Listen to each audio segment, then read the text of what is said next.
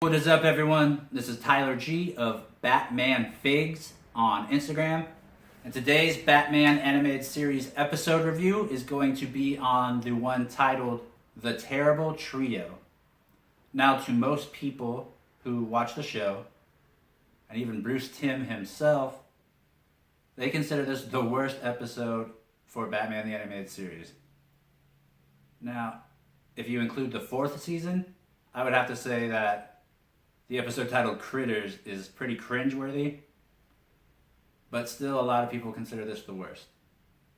But because it's a Batman the Animated Series episode and there's a great message to it and great writing, there's a lot of people that actually really enjoy this episode because of the realistic portrayal of people that are rich, maybe bored, and very unethical.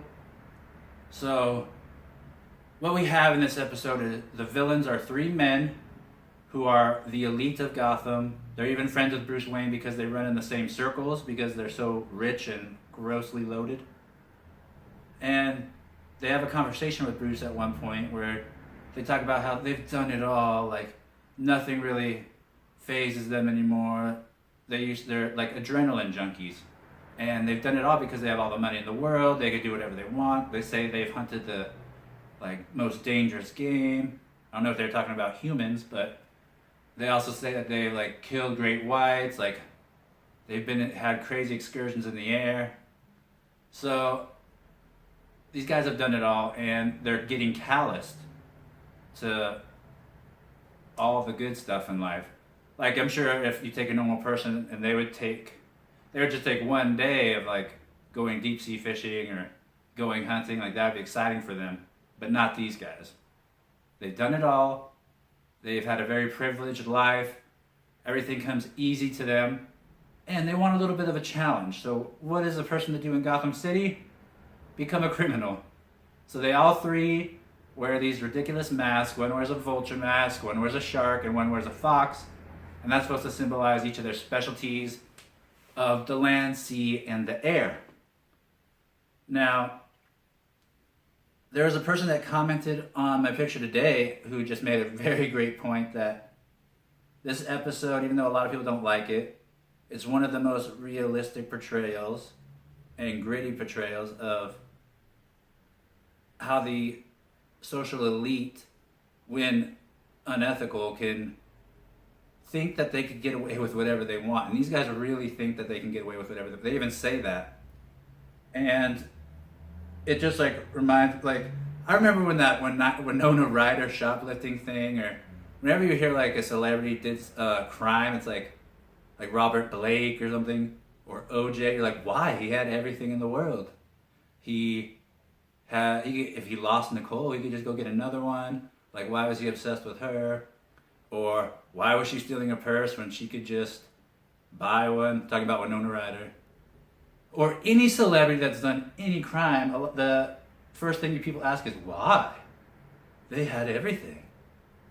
Sometimes having everything isn't enough for people, and especially people that everyone has a mental characteristics that are a little different from each other person. And some people might get off on the adrenaline rush of doing something wrong, especially if they think that they're powerful and there's a greater chance that they'll get away with it. And in most cases, people with more money do get away with stuff. And so that allows them to want to push the limit even further and further.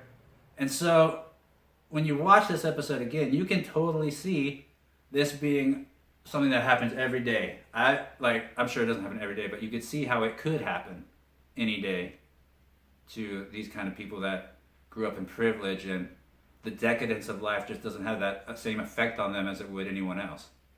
So it's a terrible episode to some, but if you watch it under the right context and you're not just watching Batman because you want to see the Joker, the Penguin, or a big rogue, then yeah, it's going to be a little off, or you're going to be like, what's this? Why are they wearing Halloween masks? But once you actually get what the episode is trying to say and the message it's getting across, it's actually a pretty good episode. And that's what can be said about any Batman episode. There has to be a worst of anything great, And if this is the worst that the original Batman the Animated Series had to offer, it's still better than about 90 to 95% of what comes out on TV today. And for that, we are very lucky, and we are very spoiled as Batman fans to get people that create a show and they want to do something different. You can tell that they're probably getting bored of writing the same stuff over and over, having the same villain, so they wanted to do something different. You can respect that. No one wants to do the same thing every day. And even though Bruce Timm doesn't necessarily like it, there's a lot of people that still really love this episode.